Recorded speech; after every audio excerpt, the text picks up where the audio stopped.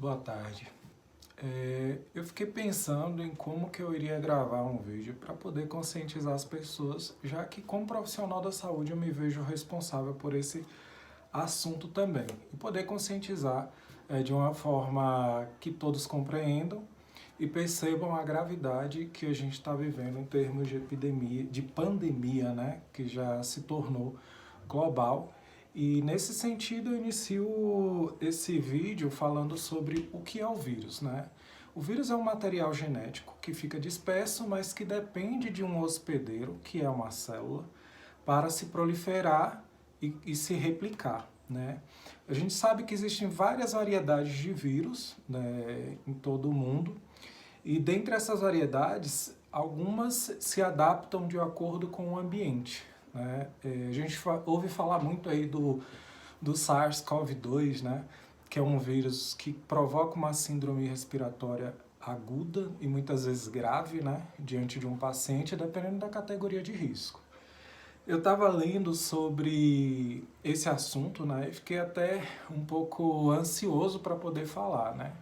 Li alguns artigos relacionados, né, da revista The Lancet e da Science.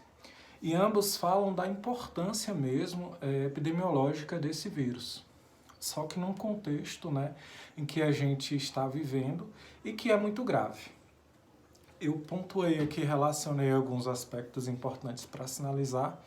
E aí, dando a sequência, né, é importante falar da questão social, da importância social desse vírus, né? Já que a gente está falando de um vírus que está causando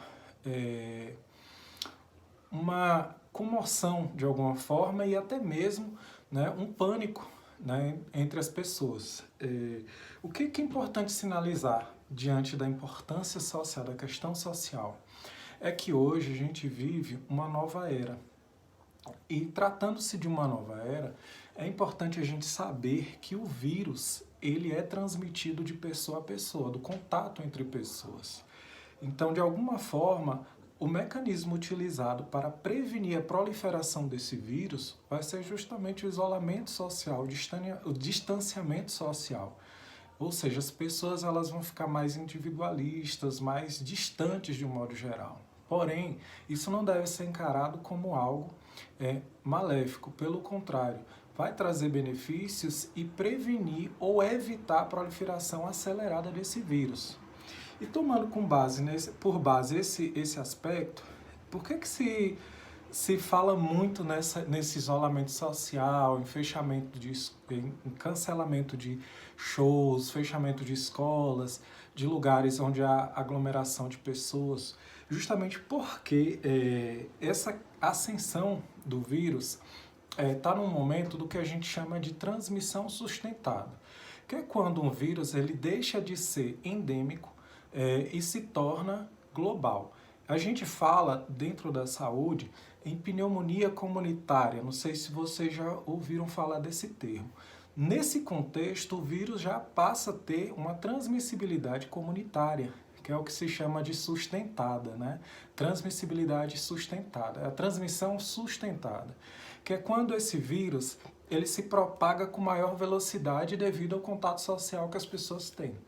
E por conta disso, né, eu queria até fazer um adendo, né, parabenizar também o Distrito Federal, porque inicialmente foi o primeiro a cancelar aulas, enfim. É uma das medidas que resolvem, né, parcialmente o problema. Eu digo parcialmente porque vai impedir que a proliferação ela seja acelerada. Porém, não vai impedir que o problema aconteça.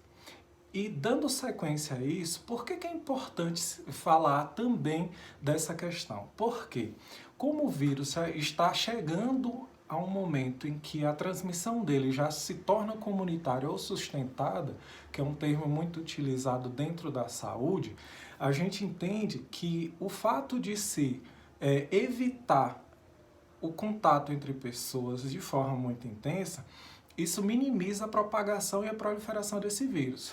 É o que vai dar condições aos governos, né, às instituições de saúde de um modo geral, a tratar o problema de forma mais organizada. Porque, assim, apesar de que o Brasil também, né, carrega uma cultura de que as coisas elas não são planejadas, né? Então, muitas críticas elas acontecem em torno dessa suspensão de aulas, desse cancelamento de shows e tudo mais. Outro aspecto importante é em relação à patogenicidade desse vírus, né? Aí a gente entra nas faixas etárias, nas categorias de risco, né?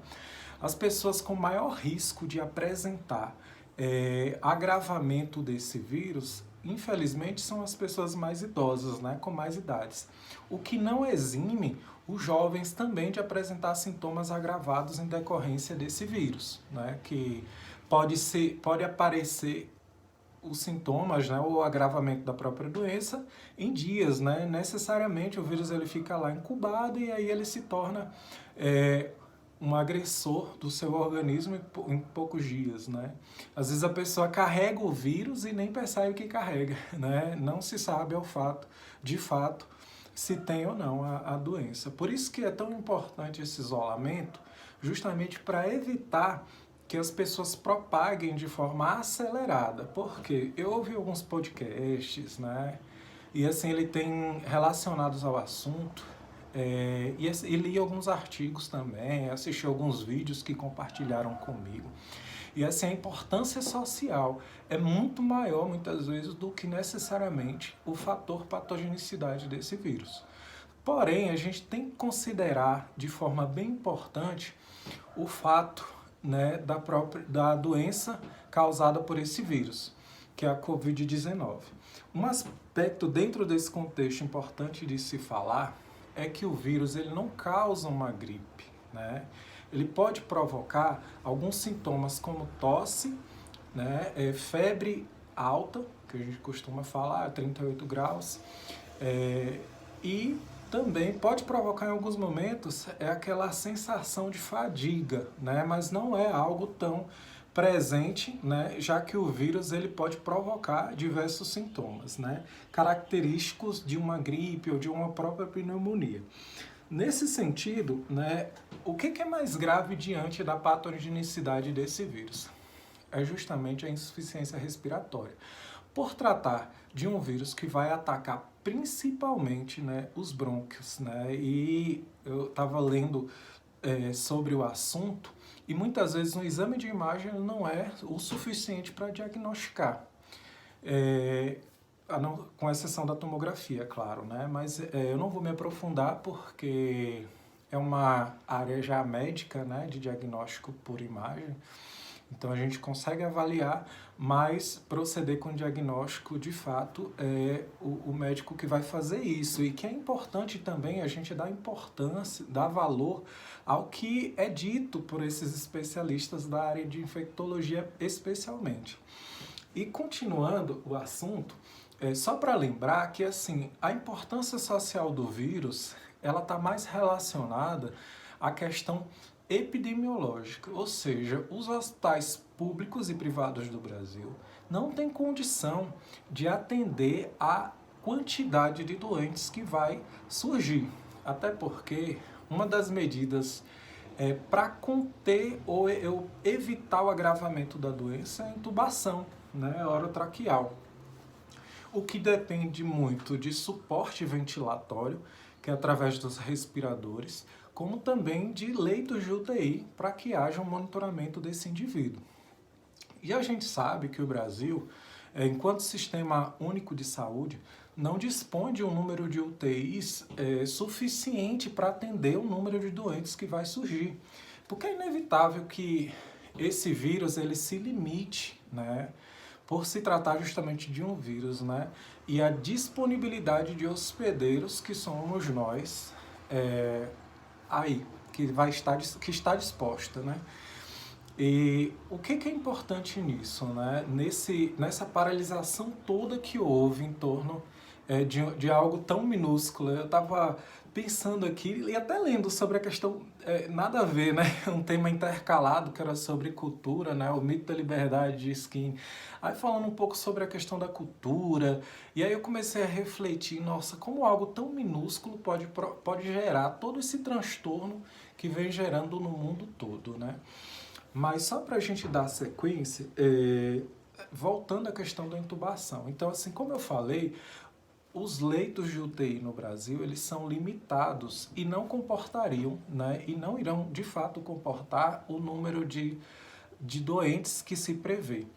Além do mais, por mais que os governos eles pretendam fazer, alugar ou, enfim, subsidiar através dos hospitais privados leitos de UTI, ainda assim não vai ser suficiente, né? Porque é um vírus que se propaga muito rapidamente.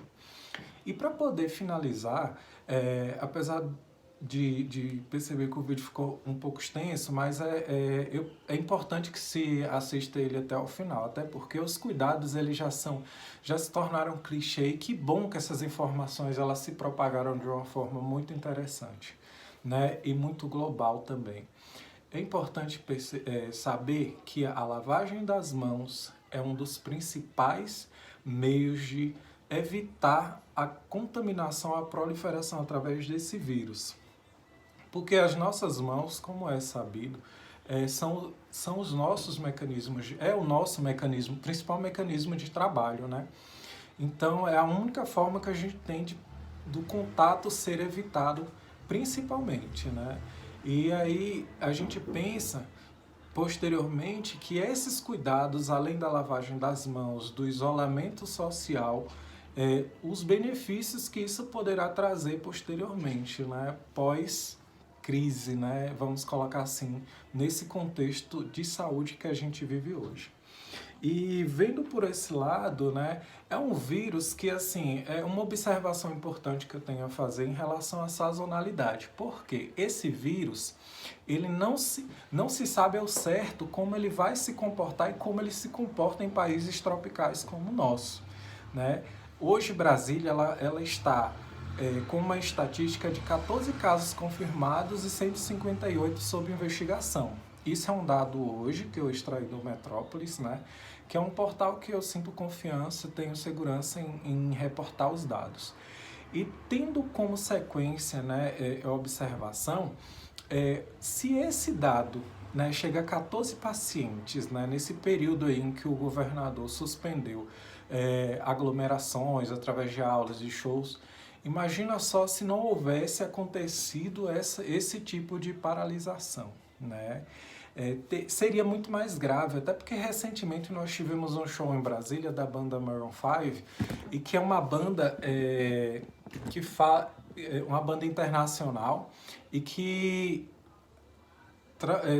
uma forma também de as pessoas se aglomerarem por conta dos estrangeiros, né? Porque esse vírus ele não surgiu no país, ele veio trazido de fora, né? Isso me remete também, né, à história da saúde pública, né, de um modo geral. Como quando aconteceu lá o fechamento dos portos, isso é bem lá no iniciozinho do século passado, né? E para fechar esse vídeo, eu só deixo um alerta assim, em relação aos grupos de risco, né? O isolamento social é a única alternativa que a gente tem para poder minimizar a proliferação do vírus que vai ocorrer, né? Então, assim, em relação aos pacientes oncológicos, que é a minha especialidade, né? Então, assim, esses pacientes oncológicos precisam ficar mais isolados, evitar contato social e tomar as precauções que são recomendadas pelos especialistas da saúde, tá? Especialmente os médicos infectologistas. E, por fim, eu deixo aqui, né, o espaço para quem quiser compartilhar esse vídeo e comentar sobre as informações que foram transmitidas através desse meio, tá bom? Um beijo, obrigado e se cuidem.